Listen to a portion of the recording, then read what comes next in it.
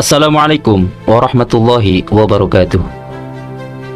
Sahabat Akang Sefuh channel sahabat petani kampung yang berbahagia, alhamdulillah pada pagi hari ini kita masih diberikan kesempatan, masih diberikan kesehatan untuk bisa saling bertatapan, walaupun hanya sekedar dalam siaran.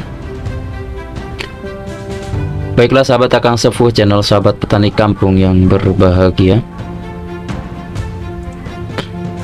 kali ini saya akan mengangkat suatu berita terhangat ya. Berita terhangat perihal Raja Ampat. Sekarang kan kasusnya sedang diangkat ya.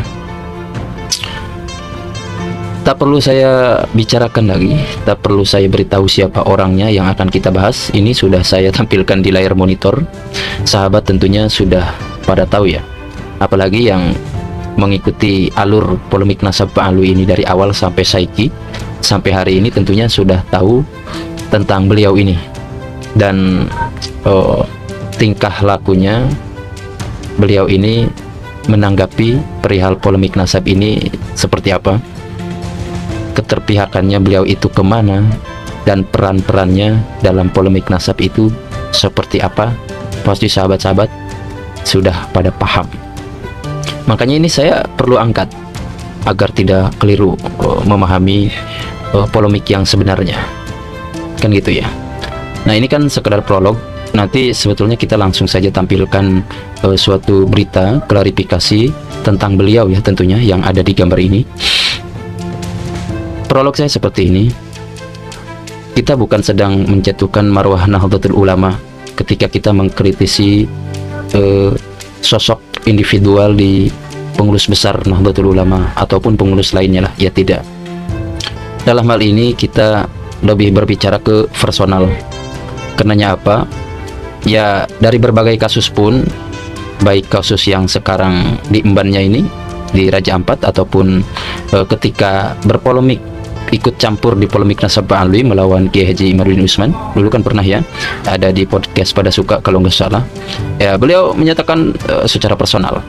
Akan tetapi tak dipungkiri personal itu ya mempengaruhi daripada wadah yang didudukinya ya. Dia ini kan selaku pengurus besar Nahdlatul Ulama, apalagi bidang keagamaannya, dan iya sangat berpengaruh.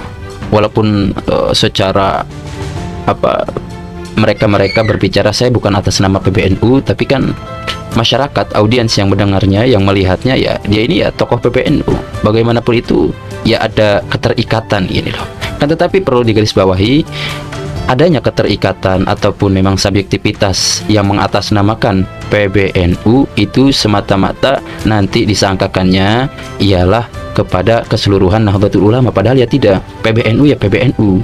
PBNU ada di dalam Nahdlatul Ulama. PBNU hanya struktural kok. Gitu. Jadi kita tidak boleh sentimen terhadap ajaran Nahdlatul Ulamanya. PBNU ya wis, PBNU ya orangnya itu aja. Artinya kapanpun itu akan tergantikan gitu kan. Kita sekarang menganggapnya pengurus PBNU kali ini agak lain gitu. Bukan berarti mereka salah ya, agak lain aja, agak lain. Mungkin karena mereka kan para orang tua kita lebih memahami tentang konsekuensi, lebih memahami alur daripada kita. Kita itu kan anak kecil, sebatas anak kecil yang tak tahu apa-apa. Itu anggapan mereka. Mereka lebih tahu, lebih luar biasa gitu. Makanya tanbih saya kepada para sahabat tahdhiyin agar tidak mudah terprovokasi, jangan sampai mentang-mentang dalam hal ini nih kepada para pendukung tesis, jangan mentang-mentang ada kepengurusan, ada sosok individual yang memang bertentangan dengan Kiai Imad dari kepengurusan Nahdlatul Ulama di pengurus besar Nahdlatul Ulama, jangan kita kait-kaitkan dengan Nahdlatul Ulama itu sendiri. Ini murni perlakuan daripada personalnya. Nah itu saja. Ayo kita tonton dulu video klarifikasi tentang beliau ini ya. Monggo.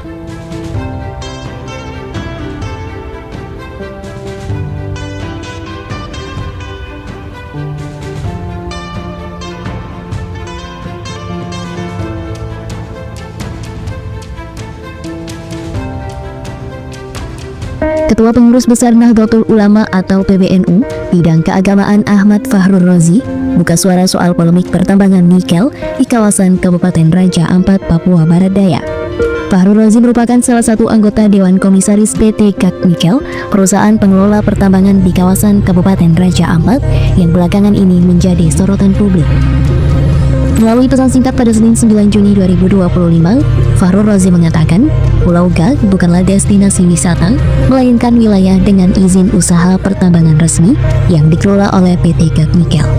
Izin eksplorasi di Pulau GAC itu telah berlaku sejak 1998 dan ditetapkan sebagai izin usaha pertambangan sejak 2017. Ia menyoroti foto hasil editan AI yang seolah menampilkan keindahan Piai Nemo disandingkan dengan foto dan video tambang nikel di Pulau GAC. Fahrul Razi menjelaskan wilayah Piai Nemo merupakan kawasan karst yang tersusun dari batuan gamping, bukan jenis batuan yang mengandung nikel. Sementara nikel biasanya ditemukan di batuan ultra basa seperti laterit atau peridotit. Jadi secara ilmiah, wilayah Piai Nemo disebutnya tidak memiliki potensi nikel dan tidak mungkin untuk ditambang. Pengasuh Ponpes An-Nur 1 Kabupaten Malang itu juga menyoroti narasi menyesatkan yang bisa merusak kepercayaan publik dan dimanfaatkan pihak tertentu untuk agenda lain. Terkait polemik yang beredar di media sosial, Fahrul berharap agar pihak-pihak yang membuat narasi membuktikan adanya pencemaran itu dan kondisi lingkungan yang diklaim telah dirusak oleh pertambangan. Menurutnya, isu lingkungan penting untuk menjadi perhatian, namun hal itu harus disampaikan dengan jujur dan sesuai fakta. Fahrul mengklaim PT GAC Nikel beroperasi dengan tertib sesuai AMDAL dan patuh terhadap peraturan pemerintah tentang konservasi lingkungan serta dilakukan pemeriksaan rutin oleh tim Kementerian KLH dan instansi terkait. Menurutnya, selama ini tidak ada aturan yang dilanggar PT GAC Nikel.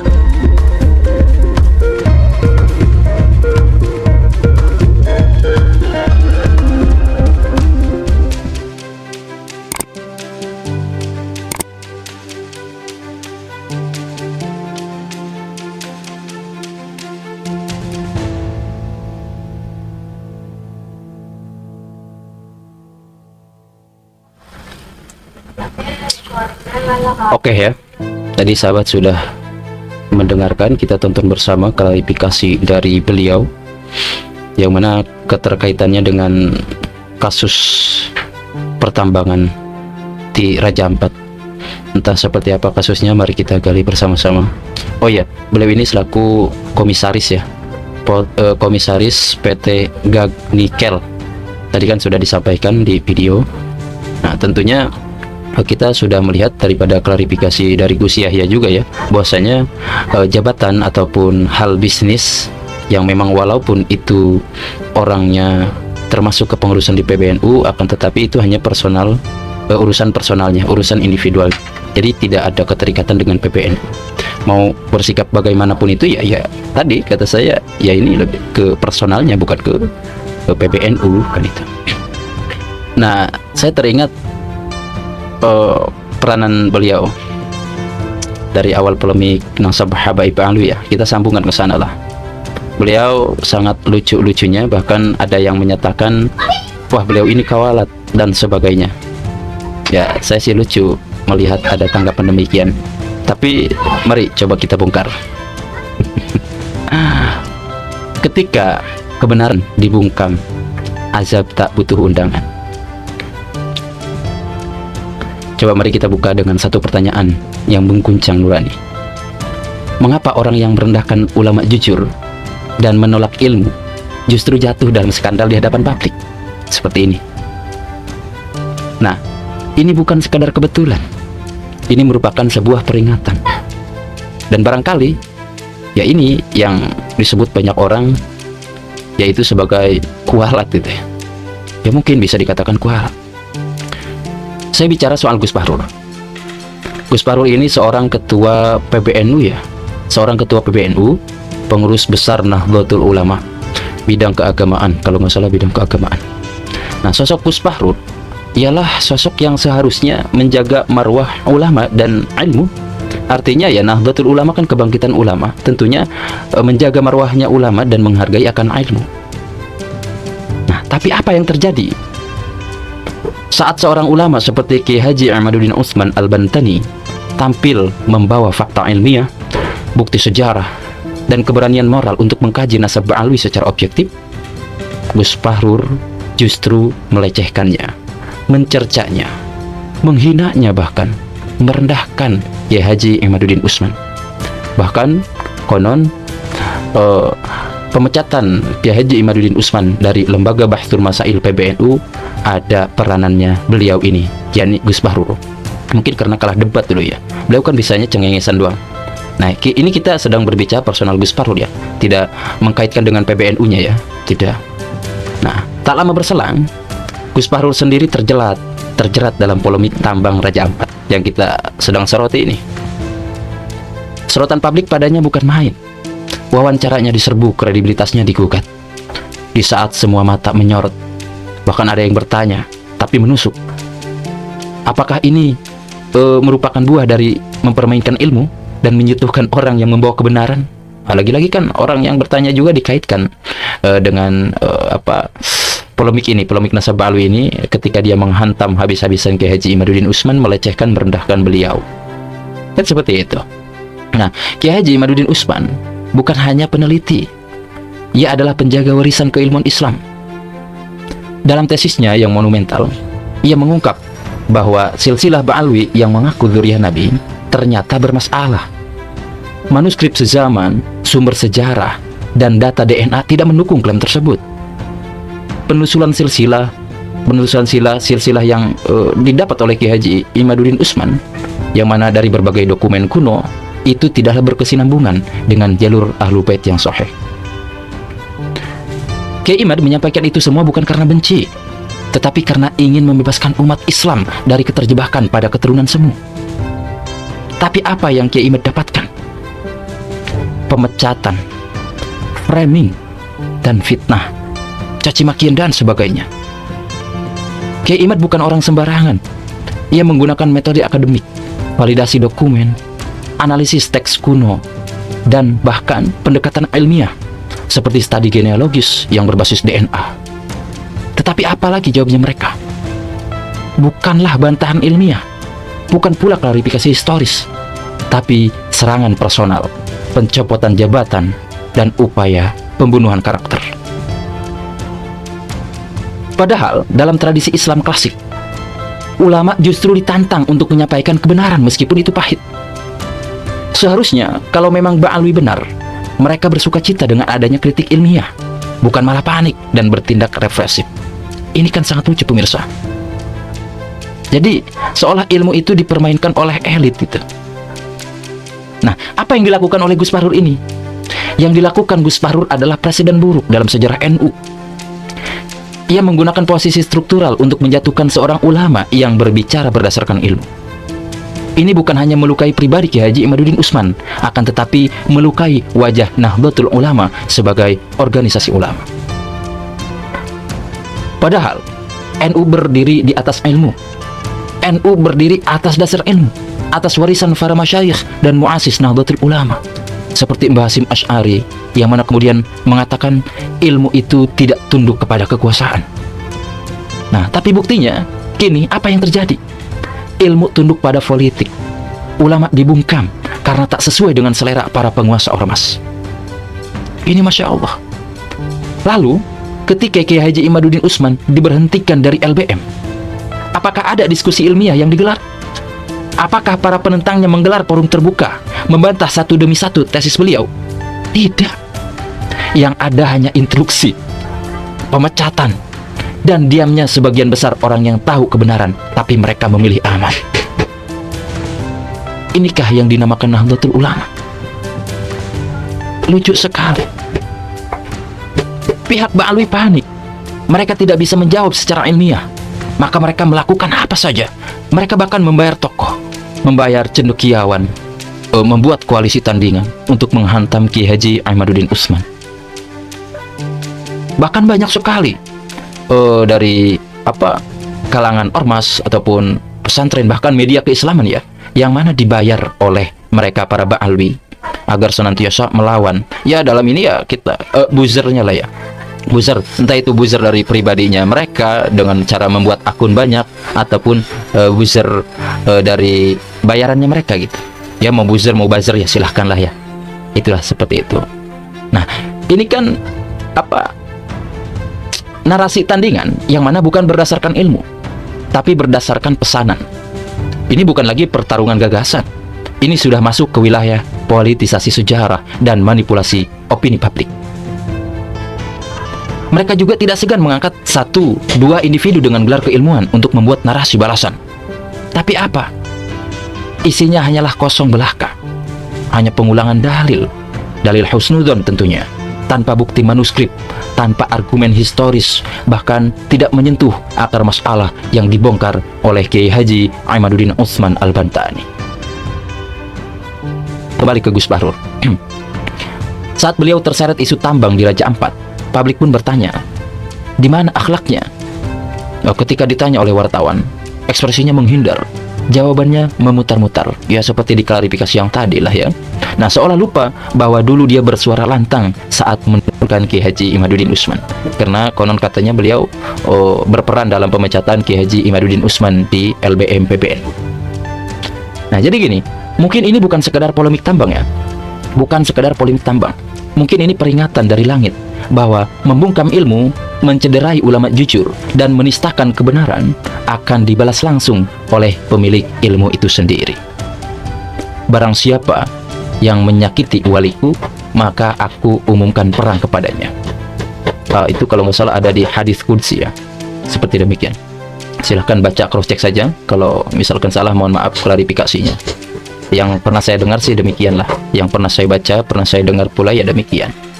Nah, tidakkah ini cukup sebagai renungan? Karena ini bukan hanya soal tambang, ini soal karma dari menolak kebenaran. Ini soal aib yang terbuka karena menutup fakta. Ini tentang kualat terhadap ulama, kualat terhadap ilmu, kualat terhadap keberanian menyuarakan kebenaran. Hari ini Kiai Haji Imaduddin Utsman tidak sendiri. Semakin hari, semakin banyak akademisi, peneliti, dan pencinta kebenaran yang mulai membaca tesis beliau. Bahkan di kampus-kampus, kajian terhadap validitas nasab Ba'alwi mulai bermunculan secara diam-diam. Dan mereka yang awalnya takut, kini mulai membuka suara, memberanikan diri. Bahkan di kalangan habaib sendiri, diam-diam ada yang mengakui, ya kalau mau jujur katanya, memang kajian Kiai Haji Imaduddin itu ya sangat sulit untuk dibantah. Habibnya tidak saya sebutkan orangnya ya. Nah, tapi mereka memilih untuk diam karena ya memang takut dikucilkan gitu dari komunitasnya. Nah, disinilah pentingnya keberanian moral. NU bukan milik sekelompok elit. NU bukan milik mereka yang memonopoli gelar Habib. NU milik para pecinta ilmu. NU milik mereka yang berani berkata benar meski sendirian. Saatnya kebenaran kembali bersuara. Allahu Akbar. Ilmu tidak akan pernah bisa dibungkam. Sejarah tidak bisa terus dipalsukan. Dan ulama jujur akan selalu menang. Meski hari ini mereka terus-menerus dijatuhkan, berusaha untuk digulingkan, berusaha untuk dimatikan karakternya, dibunuh karakternya, Masya Allah.